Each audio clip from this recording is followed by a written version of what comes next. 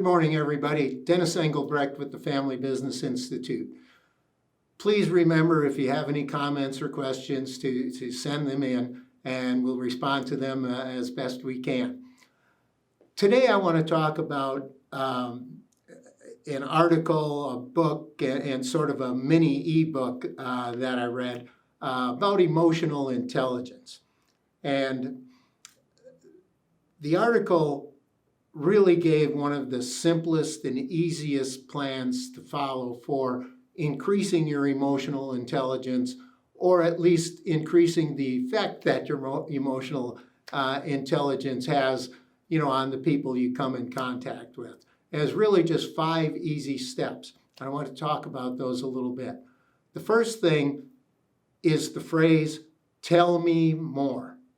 So, and again, this works in your personal lives as well as in your business lives, but you hear about a problem or you hear about an issue, just the simple phrase, "Tell me more."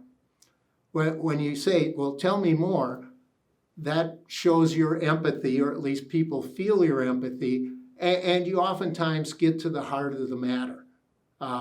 And oftentimes you could go through several steps of tell me more, because it's sort of like peeling the onion. First of all, they tell you a little bit.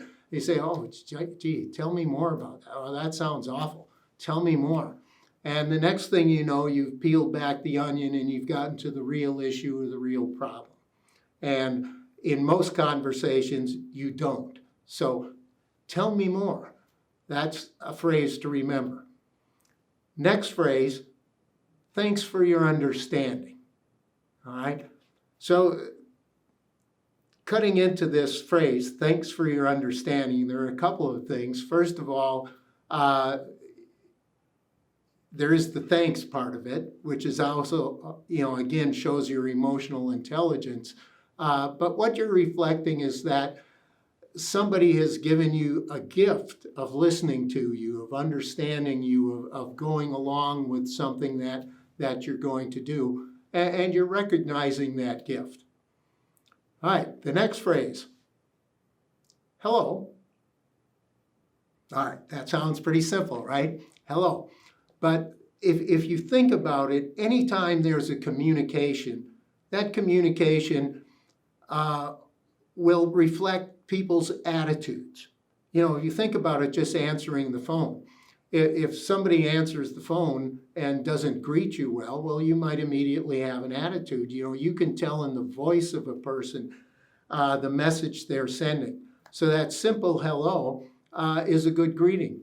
You may be quick to one of those folks who's very quick to want to just dive on in and get to the problem or get to the issue. When you do so without the simple greeting, hello, your client may again immediately get a defensive attitude. When you start with the greeting, and perhaps there's even more to the greeting, again, you create a relaxed situation or a relaxed attitude that may be more welcoming once you get to the business at hand.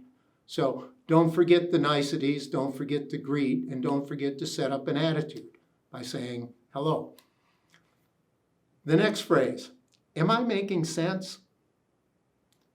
The alternative to, am I making sense, is, do you understand? All right, now notice the subtle differences here. All right, when you say, am I making sense, that's putting sort of the pressure on me. Have I explained this well? Have you been able to get my message, my reasoning, etc.? It sort of puts the onus on me for us to have an agreement. If I say, do you understand? Now I've put the onus on you. And, I could follow that up subtly in my mind with, do you understand, you stupid, blundering idiot? That may be the message that actually gets received.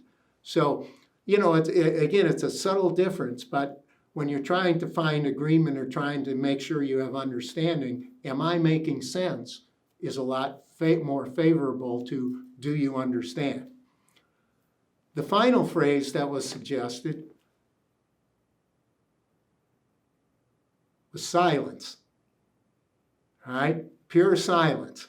And what's important about silence? Well, what's important about silence is you're not talking, right?